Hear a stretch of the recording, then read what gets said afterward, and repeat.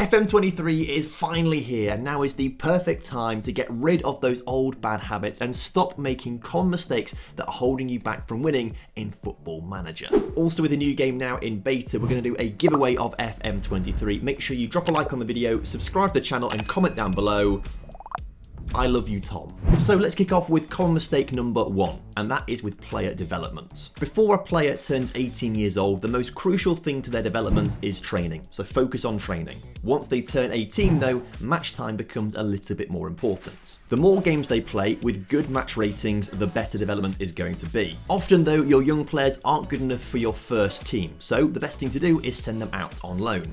I've loaded up a Lincoln City save file here, and I've got 2 young players, Ocean Gallagher and Freddie Draper, who are good young players with high potential, but aren't good enough for Lincoln City's first team. Focusing on Freddie Draper, he's 17 years old, but will turn 18 in 2 weeks' time, so we want his first season to be out on loan somewhere playing regular football. Looking at the coach reports, he is a Vanarama National Standard player, so we want him playing in the National League at the very minimum. What we need to do though is offer him out on loan, but often what I see is people not really changing much on here. They might put 50% of wages down there, and they might just leave the agreed playing time to non-selected and just offer to clubs and see what comes in. Please, please, please focus on this a little bit more. So a day later, 3 bids have come in for Freddie Draper, which is actually really frustrating because I've started off a stream save over on Twitch with Lincoln City and no one wants to get Freddie Draper on loan, which is really frustrating for me. So to see this in a random save file has annoyed me. If you want to watch me stream live on Twitch, there will be a link down in the description to my Twitch channel. As we can see, all 3 clubs are League 2 clubs, which presents positives and negatives. The positive is Freddie Draper's a National League level player, but if League 2 clubs want him, it means maybe he's better than our coaches think he is, plus he's playing at a higher level than he's meant to play at. This means he's got to adapt quickly and develop quickly in order to survive at this level. So actually, it might really help his development. On the downside, it might be quite tricky on the grounds that maybe he's not ready for League 2 football, he won't adapt quickly, will get poor match ratings and won't play enough football. So it's a nice balancing act that you have to work out with, but for me, I think Freddie Draper could do it, so I will accept these League 2 clubs. However, we will reject Carlisle immediately. Fringe player, no, we want him playing frequently regular football, so we will reject that completely. We need to check where Hartlepool and Harrogate are meant to come in League 2 this season, so let's click on League 2 and go down to the season preview, and Harrogate are predicted to come in 14th, whereas Hartlepool predicted to come 17th. So lower to mid-table teams. Now obviously if it was between Salford and these 2 clubs, you would send to Salford because they are predicted to do really well. Obviously a team that wins more games is going to have a team with much better players around them, and Freddie Draper will get much better match ratings, which means he will develop quicker. So obviously in that situation, you always send to the team that's meant to do better in the league. However, in this situation, 14th and 17th, not much difference. We can't really choose between them. The next thing to look at is looking at the facilities. Now Harrogate have below average trained facilities, but if we go on to Hartlepool instead and go to overview and facilities, their train facilities are also below average, so nothing to choose between there on the facilities. Because they're pretty even, the next thing to do is check how many strikers they currently have in their team, as Freddie Draper is a striker. Hartlepool have 4 players who can play as a striker. Harrogate though only have 3 players who can play as a striker, so actually I'm thinking maybe he goes to Harrogate instead because he'll have more opportunities and less competition to play. So based on what we've seen so far, I think Harrogate is the best place for him to go out on loan, so we will reject Hartlepool and accept Harrogate. The only issue is they're only paying 30% of his wages and we asked for 50%.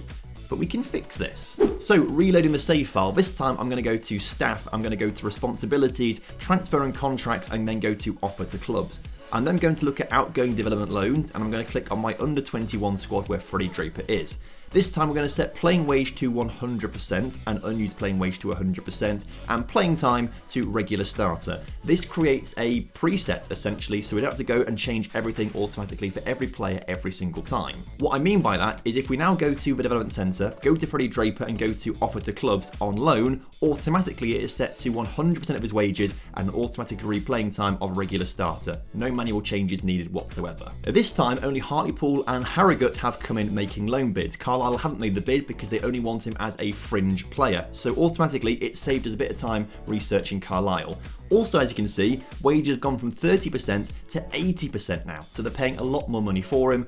Obviously, we've already done the checks beforehand when we looked through these teams. Obviously, you do these checks if you're doing this for the first time, and we worked out that Harrogate were the best team to send him on loan to, so now we just send him on loan to Harrogate for the season, and hopefully he has a great time. Heading on to common mistake number 2, and actually we're going to stick with the vibe of youth team players. Now, the squad planner is brand new to FM23, and people are still figuring out the best ways to use it. However, I can guarantee you that so many people are forgetting to add their youth prospects to the squad planner. By default, it only shows players in your first team and doesn't include players from your youth teams with high potential. Obviously, we have big plans for Freddie Draper, so if we add him into the squad planner here, going into the under 21 teams and looking for Freddie Draper, you can see that he's 2-star current ability right now. Obviously, we're going to send him out on loan, so we have no plans to use him this season, so actually we can just get rid of him. However, next season, we need to add him in because we need to know how good he's going to be next season and how he fits into our plans. So if we go to add once again, under 21 squad, and add Freddie Draper in there, you can see he's actually gone up to 2.5 stars from the 2 stars that he was in season 1 because the squad planner is dynamic. It shows you what your coaches think your players are going to be rated at in future seasons. And actually, on the grounds that he is going to be as good as Charlie Kendall but 3 years younger, next season when he comes back, I actually want to play him as my second choice striker. Get him in the team and aid his development. The squad planner is going to be so useful for you to develop young players and plan their route to your first team squad, and that's exactly what we're going to do here with Freddie Draper, and it's exactly what I'm going to do in all of my FM23 saves. Okay, common mistake number 3. You've just made a marquee signing for your team, you've got big hopes for them to become the big player in your team, but the first 2 games of the season, and they're playing like dog. Annoyingly, you can't work out why this player is getting some really bad average ratings, but the game does have ways for you to try and find out and maybe understand and explain why this player is not playing well. So in game, we've got Regan Poole on our hands right now. We're going to go to development and we're going to go to tactics. Here we can see all of the roles that Regan Poole can play, naturally as a right back, but very, very good as a centre back as well. And also you get a star breakdown of how good they are in that particular role. So he's 4-star fullback and wing back, but at centre back only 3.5 stars. Also, as Regan Poole can play centre back, he can either play left centre back, centre back, or right centre back. There's 3 different positions you can play at centre back. And actually players do have a preference on this. For example, Regan Poole prefers to be on the right of a 2-man pairing or in the right or the middle of a 3-man grouping. So suddenly if you're playing your new centre back on the left hand side but he prefers to be on the right hand side, or already you know what the issue is and why your player's not performing. The tactical familiarity section is also going to help explain why they aren't quite at the top of their game. For example, I may have noticed that Regan was losing his man constantly in the previous match, and that's because it turns out he's not fully comfortable with the way he's being asked to mark players. This could also be because he's not 100% up to speed with the team's width or how they trigger the press, but also because he's played most of his career at right back and not centre back.